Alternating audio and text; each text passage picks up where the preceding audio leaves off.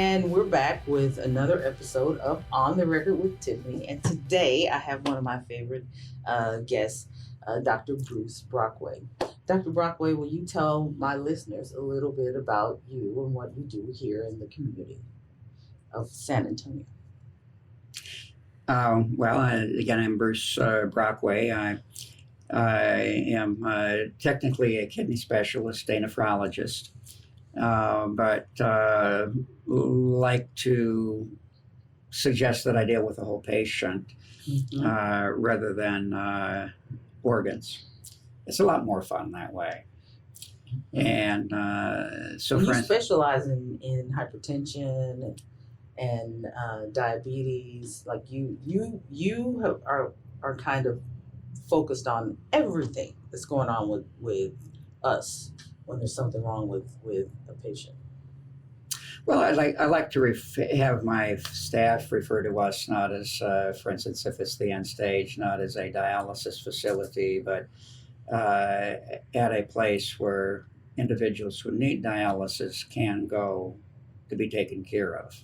Mm-hmm. And the focus is on the individual. The dialysis is a very simple thing, very structured in approach, lots of rules and regulations that have to be followed. So that's very straightforward, but it's a lot more fun to identify with the individual and their health issues as a whole. So how did you end up getting into this, Dr. Brockway? What made you go into kidney disease? When you were deciding to specialize, you could have gone with anything. Kidneys are difficult. Well, that was purely a coincidence. When we were interns, we were informed that we would pick a subspecialty. We would pick an organ or a disease area. And so I go to talk to the chief of medicine, Dr. Larry Early, and explain the difficulties I was having separating one of those subspecialties out. None of them were perfect. All of them, there was something I loved. Mm-hmm. And he said, "You sound like me. You have to be a nephrologist." That was very touching. He was one of the most impressive men I ever met. He was a strong attraction for me to come to San Antonio to begin with. Mm-hmm. So that was how you ended delightful thought. So San Antonio, our population is wrought with kidney disease. Why would you say that is? San Antonio has a population that has many risk factors for diabetes. There is a familial tendency. It's not inherited.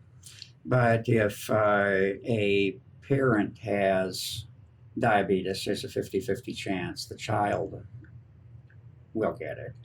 Mm-hmm. If two parents have diabetes, it's a 75% risk. But it's not just that they inherit it as a genetic thing. It depends on lifestyle. It depends on activity and food choices and food quantities, so that obesity plays a major role in having the disease express itself in those who are disposed towards it. And some of those social determinants of health, too, that you just mentioned, and go along with lifestyle, like the food choices.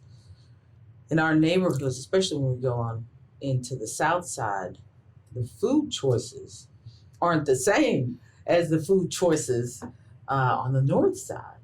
Mm-hmm. So, over your time here, what have you seen when you're working, like in your Las Palmas location? One of the things I noticed about you and that I really love about how you practice medicine is that you're in the medical center area, which is where lots of people go for go to see their physician, but you're also in those hard hit areas that people really need someone. They need a reputable, good physician there, and that's just not the case in many of the neighborhoods that we have the biggest problem in. And you're there, you locate there, and you go, and boots on the ground. I can find Dr. Bruce Brockway at Los Feliz servicing patients every week, and that's one of the reasons why I invited you to the show, because I think you're a healthcare hero. You've been doing that for, I don't want to make you sound old, but you've been doing that for decades. Oh, yeah. And you may. I have no problem. Yeah, this is decade number 5 beginning. That's right. So tell me, over this time, what have you seen in the way of social determinants of health? So the food, how has that changed when you're, taking a visit to one of the grocery stores in those neighborhoods, like in that area? What do you see? Have you seen a change over the last?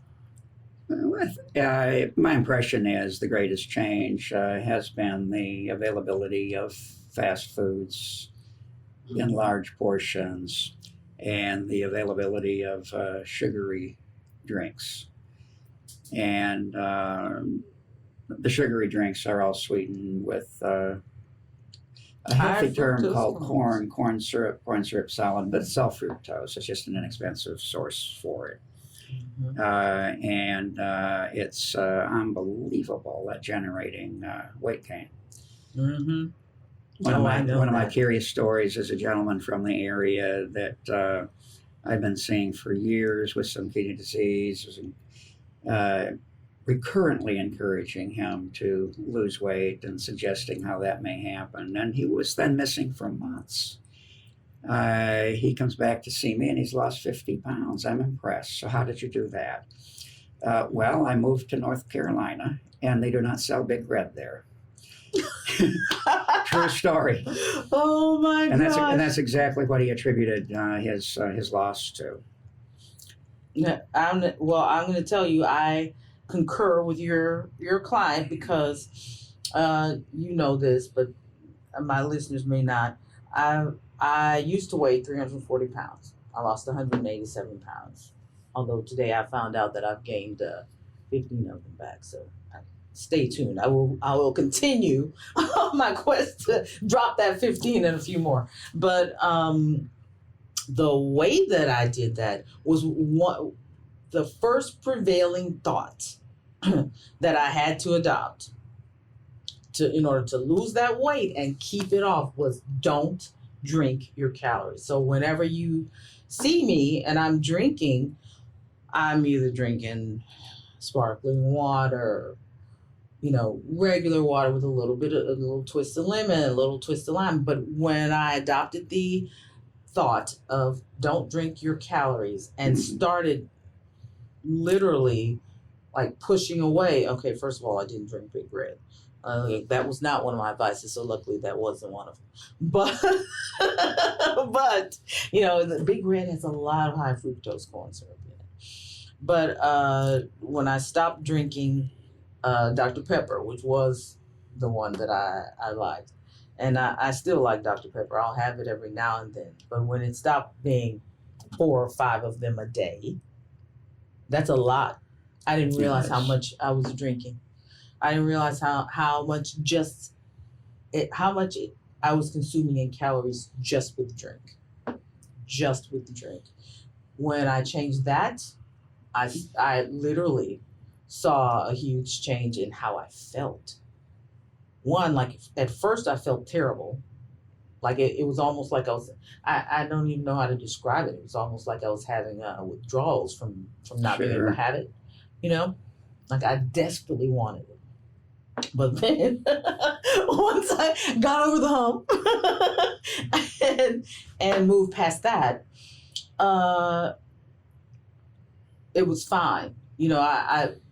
And now that I'm like years out from that particular lifestyle of drinking that much of it all the time, it's almost like having a dessert to have it now.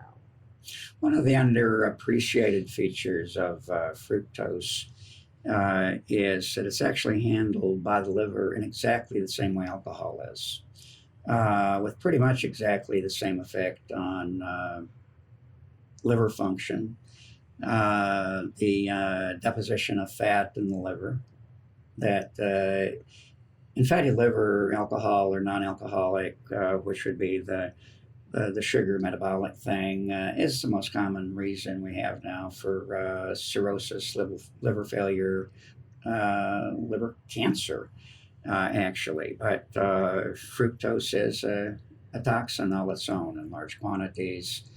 The larger the quantity, the severer the penalty to one's health.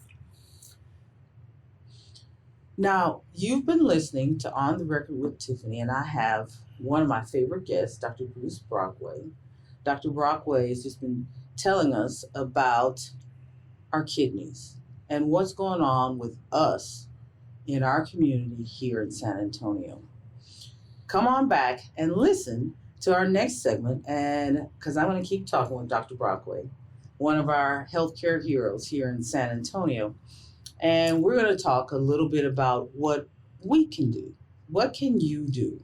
And so if you are a person who has diabetes, hypertension, or a history of chronic kidney disease in your family, you're going to want to come back and listen to what Dr. Brockway has to say, because this guy can give you some insight on what you need to do. This is 50 years of experience talking to you. So come back and listen.